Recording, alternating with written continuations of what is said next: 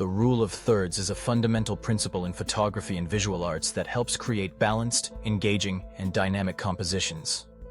It's a guideline that encourages photographers to position the most important elements of their image along specific lines or intersections within the frame, rather than centering everything. By doing so, it draws the viewer's eye naturally through the image, making it more visually appealing and harmonious. What is the rule of thirds?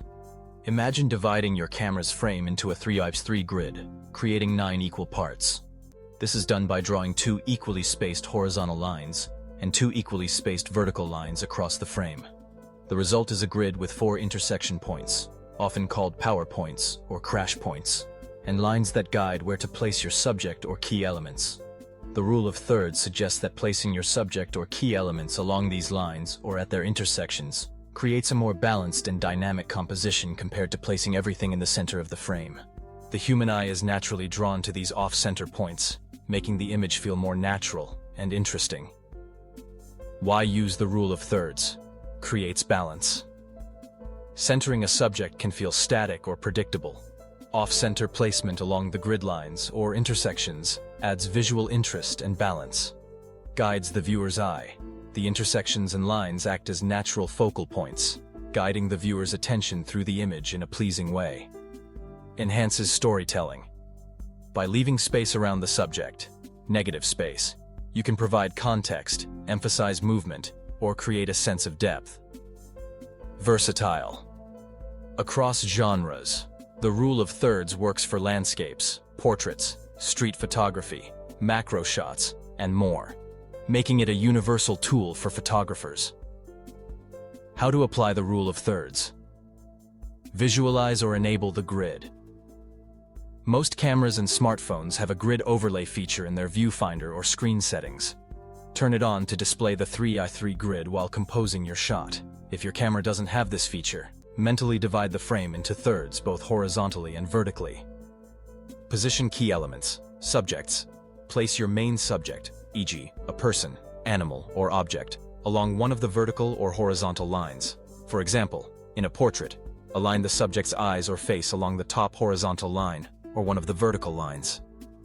Intersections. The 4 intersection points of the grid are especially powerful. Placing key elements, like a subject's eyes in a portrait or a tree in a landscape, at these points draws immediate attention. Horizon lines. In landscapes, align the horizon with either the top or bottom horizontal line, depending on what you want to emphasize. For example, place the horizon on the top third to emphasize the foreground, e.g., a field or beach. Place the horizon on the bottom third to highlight the sky, e.g., a dramatic sunset. Consider negative space. The empty parts of the grid, negative space, are just as important. For example, if you place a subject on the left vertical line, the right 2/3 of the frame can provide context or show where the subject is looking or moving, adding a sense of direction or story. Balance. Multiple elements. If your image has multiple focal points, e.g., a person and a mountain in the background, place them on different lines or intersections to create harmony. For instance, the person could be on the left vertical line, while the mountain peak aligns with the right vertical line. Practical examples. Portraits. Position the subject's eyes along the top horizontal line, or at one of the upper intersections. This draws attention to their face and creates a natural, engaging composition. If the subject is looking to the side, place them on the opposite vertical line, e.g., if they're looking right, place them on the left vertical line, to give them space to look into. Landscapes. For a sunset, place the horizon on the bottom third to emphasize the colorful sky. Align a key element, like a tree or rock formation, along one of the vertical lines or intersections. For a scene with a strong foreground, e.g., a lake or meadow, place the horizon on the top third to highlight the ground details. Action shots. In sports or wildlife photography, place the moving subject, e.g., a runner or animal, along one of the vertical lines, with empty space in front of them to suggest motion. Macro photography. For close-ups of flowers or insects, position the focal point, e.g., the center of the flower or the insect's eyes, at an intersection to create a striking, balanced image. Tips for using the rule of thirds. Effectively use it as a starting point. The rule of thirds is a guideline, not a strict rule. Once you understand it, you can break it intentionally for creative effect, e.g., centering a subject for symmetry in architectural photography. Practice with cropping. If you didn't apply the rule of thirds while shooting, you can crop your image in post-processing, using tools like Adobe Lightroom or Photoshop, to align key elements with the grid. Combine with other techniques. Pair the rule of thirds with leading lines, e.g., a road or fence guiding the eye to an intersection point. Use framing, e.g., a window or archway, to emphasize subjects placed on the grid. Consider depth of field to blur the background, making elements on the grid stand out. Adapt to your subject. Some subjects, like symmetrical objects or reflections, may look better centered. Use your judgment to decide when the rule of thirds enhances the image. Experiment with orientation.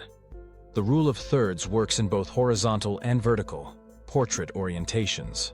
Try both to see which suits your subject best. Common mistakes to avoid. Overcrowding the frame.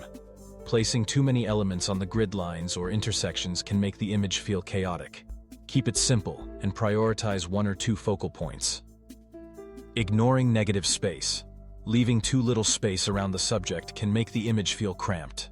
Use the empty grid sections to create breathing room. Forgetting context. The rule of thirds isn't just about the subject. Consider how the background or environment interacts with the grid to tell a story. Relying solely on the grid. While the grid is helpful, don't let it stifle creativity. Sometimes breaking the rule, e.g., centering a subject for impact, can produce stunning results. Technical tools to assist. Camera grid overlay. Most DSLR, mirrorless, and smartphone cameras have a rule of thirds grid option in their settings. Enable it to compose shots in real time. Editing software. Programs like Adobe Lightroom, Photoshop, or free tools like GIMP allow you to overlay a 3x3 grid when cropping to refine your composition. Viewfinder. Awareness. Train your eye to see the grid even without a camera overlay. With practice, composing shots using the rule of thirds becomes second nature. When to break the rule of thirds. While the rule of thirds is a powerful tool, there are times when breaking it creates a stronger image. Symmetry. Centering a subject in architectural or abstract photography can emphasize symmetry or patterns, e.g., a reflection in water. Minimalism. A centered subject in a minimalist composition can create a bold, striking effect. Creative intent. If you want to evoke tension or unease, placing elements off the grid or in unusual positions can achieve that effect. Final thoughts. The rule of thirds is a versatile and easy-to-learn technique that can instantly elevate your photography. By aligning key elements along the grid lines or intersections, you create compositions that feel balanced, dynamic, and visually engaging. Practice using the grid in different scenarios, and don't be afraid to experiment or break the rule when it serves your creative vision. With time, you'll develop an intuitive sense for composition that makes your photos stand out. If you found this explanation helpful, please subscribe to our channel for more photography tips and tutorials. Don't forget to leave a comment below with your thoughts or any questions you have. We'd love to hear from you.